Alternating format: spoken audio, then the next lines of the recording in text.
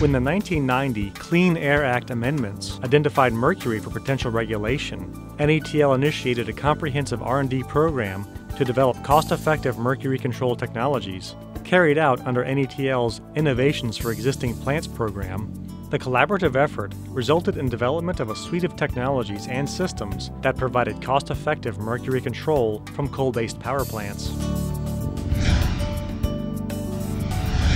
Activated carbon injection, or ACI, was the premier technology to come out of this effort. ACI involves injecting powdered carbon into a power plant's flue gas to adsorb the mercury.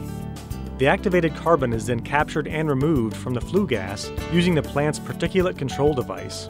By 2008, when NETL's primary mercury program concluded, after tests at dozens of sites across the United States, ACI was ready for commercial use.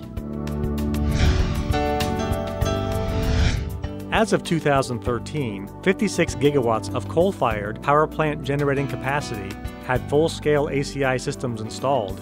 These systems have the potential to remove 85 to 90% of the mercury in flue gas at a cost of $10,000 to $15,000 per pound of mercury removed.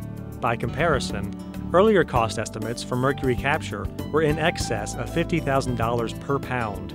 The U.S. Environmental Protection Agency estimates that half of the nation's current coal-based power plant capacity will install this technology over the next 5 to 10 years.